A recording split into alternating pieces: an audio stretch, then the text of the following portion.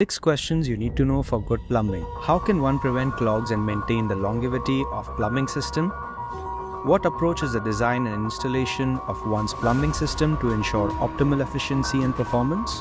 What preventive measures are recommended to avoid costly repairs or replacements in the future?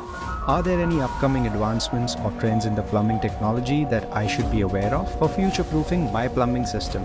Could unusual odors caused by dry or unused drain traps indicate potential plumbing issues? And how it can be remedied?